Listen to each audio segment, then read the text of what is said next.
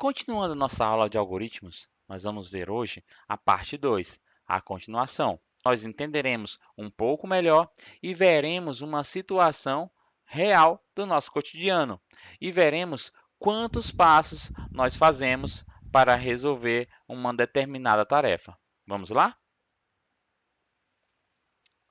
Para isso, precisamos ter um problema inicial. Vamos imaginar que estamos preparando bife à milanesa. E para fazer o bife à milanesa é bem simples, mas o que precisamos? Da carne? Assar na frigideira? Cozinhar a carne? Existe uma sequência para fazer isso.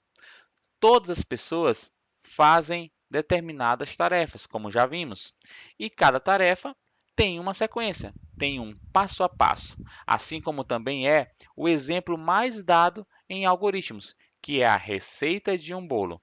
Para fazer um bolo, nós precisamos separar os ingredientes e começar a preparar a massa.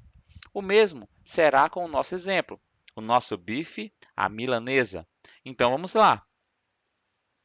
Do que nós vamos precisar?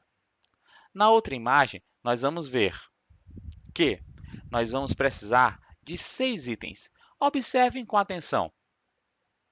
O nosso problema é preparar bifes à milanesa. Veja só, mais de um bife, vários bifes. A palavra bifes já está no plural, então temos que ficar atento. O nosso algoritmo é limpar a peça de carne, fatiar a carne em bifes, 3. Colocar farinha de rosca em um prato. Juntar 2 ovos e mexer. Observe bem, nós vamos depois analisar com muito cuidado esse algoritmo. Veja que, mais uma vez, o algoritmo é só uma sequência. Sequência essa que algumas pessoas acham muito complexa, porque pensam que tem a ver totalmente com códigos de programação. Na verdade, mais uma vez, se trata apenas de uma sequência lógica, o passo a passo, para a gente fazer algo, seja tarefa de casa ou seja programar no computador. Quando, por exemplo, vocês estiverem programando e criando jogos, vocês vão ter que pensar como vão criar os problemas e como vocês vão resolvê-los para poder passar de fase em um jogo que vocês vão estar criando. O quinto item é repetir para cada bife.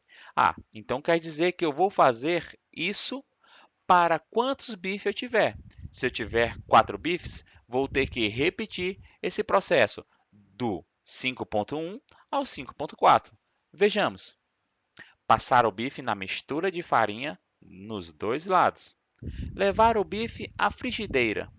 Retirar o bife e colocar sobre o papel toalha até secar. Retirar do papel toalha e juntar numa travessa. Por fim, servir. Nosso bife à milanesa está pronto. Mas será que você consegue ver que está faltando alguma coisa? Ou você acha que já pode comer o bife? Vamos ver na outra imagem? Nosso problema é preparar bifes à milanesa, que se trata de um prato comum, que geralmente muitas pessoas fazem. Mas será se está tudo certo? Vamos ver novamente. Observe que na imagem anterior que nós vimos, tinha menos item do que tem agora. Vamos ver? O item 1 está certo, o item 2 está igual, o item 3 também está igual. Agora, o item 4 está um pouco diferente. Vamos ver? Juntar a farinha, 2 ovos e mexer. Ora, na imagem anterior, vamos voltar. Apenas dizia que o quarto item deveria juntar 2 ovos e mexer. Veja como faz diferença. Colocar farinha de rosca em um prato, mas não disse nada mais que iremos fazer com esse prato e essa farinha de rosca. No item 4, disse que devemos juntar 2 ovos e mexer. Mas juntar 2 ovos com o quê? Somente juntar os ovos e mexer? É aí que está. É aí onde entra a nossa visão de passo a passo para resolver problemas. O algoritmo nos ajuda a pensar, a ver que falta alguma coisa, ao ver que existe mais alguma coisa que pode ser acrescentada. Mas você pode pensar em mais outras coisas. Se a gente for usar a nossa criatividade, nós podemos pensar em muitas coisas. O item 4 nos disse que devemos juntar a farinha, 2 ovos e mexer, mas não falou quanto tempo devemos mexer. Será se é 1 minuto, 2 minutos, um dia inteiro? É difícil saber. É isso que o algoritmo precisa. Precisa de detalhes. Nosso passo a passo precisa ter bastante detalhe para que quem vai executar saiba exatamente o que vai fazer. No quinto item diz: repetir para cada bife. Passar o bife na mistura de farinha nos dois lados. Levar bife à frigideira. Até aí tudo bem, está igual à nossa imagem anterior.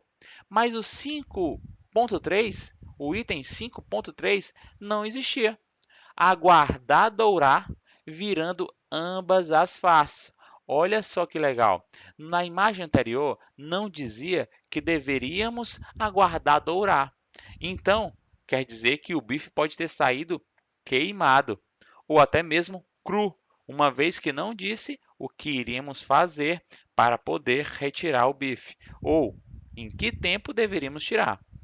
No item 4, também está certo, com uma pequena modificação: retirar o bife e colocar sobre o papel toalha até secar. Perdão, no item 5.1, observe, retirar do papel toalha e pôr numa travessa.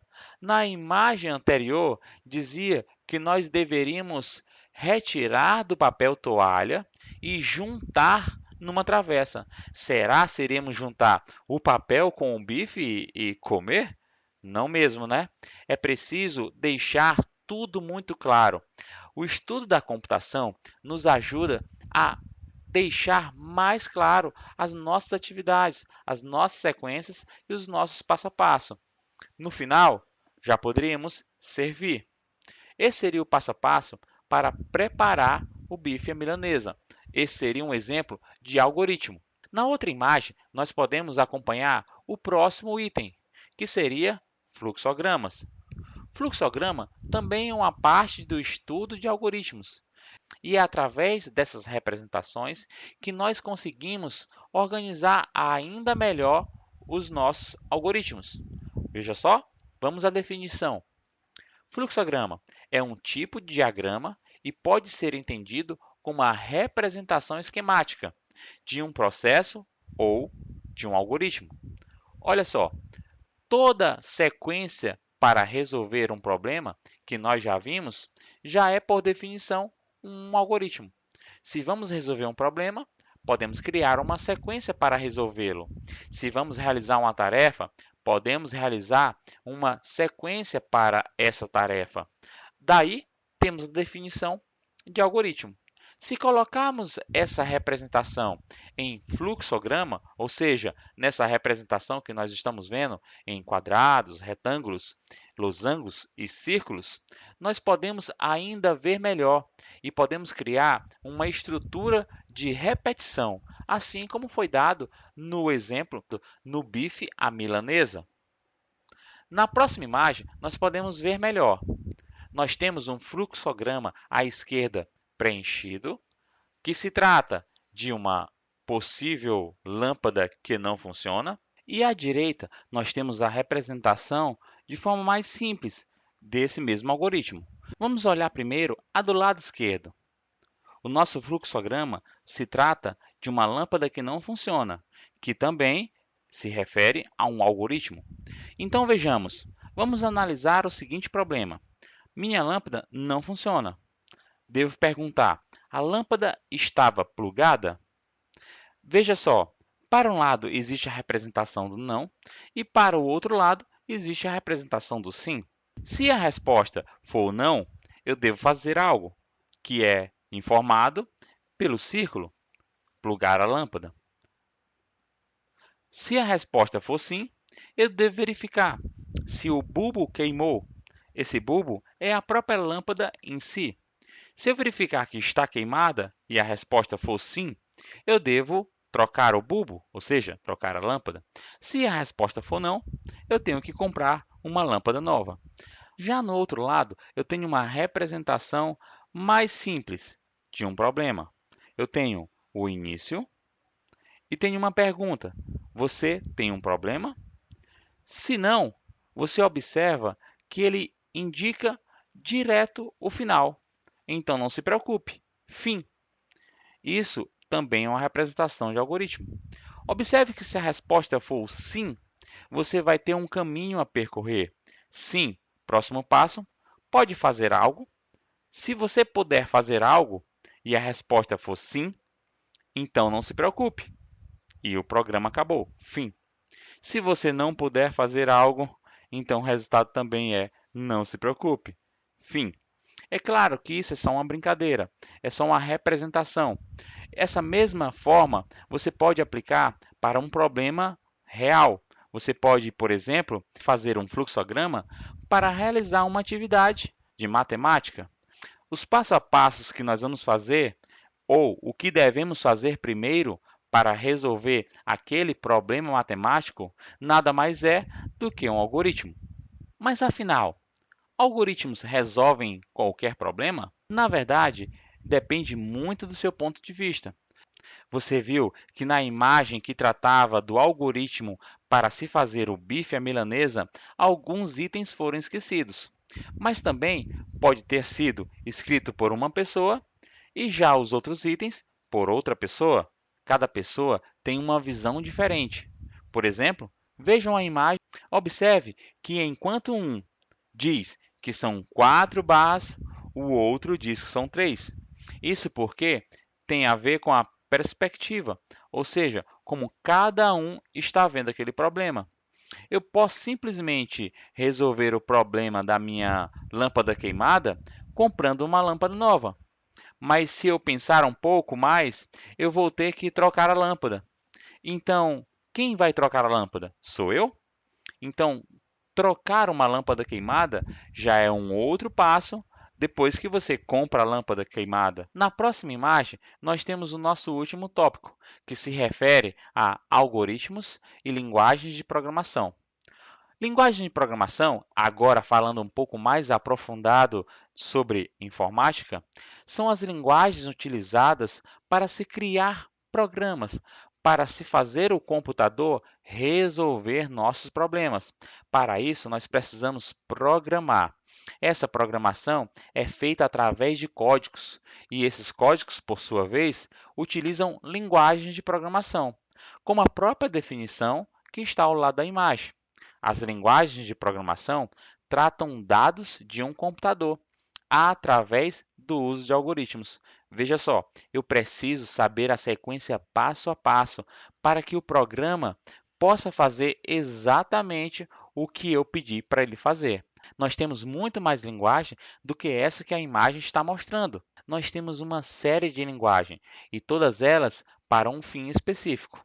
Você vai aprender nas próximas aulas como criar o seu primeiro programa, utilizando uma interface que vai utilizar também uma linguagem de programação. O próximo professor vai trazer para você o passo a passo de como usar na prática o algoritmo, uma linguagem, e utilizando os conceitos de algoritmo que nós aprendemos. Você vai poder ver o seu primeiro programa funcionando através da sequência lógica que você criou, ou seja, através do seu algoritmo. Então, na próxima aula, você vai pôr em prática e realizar muitas atividades. Nós vamos ficando por aqui e espero que vocês tenham gostado. Até a próxima!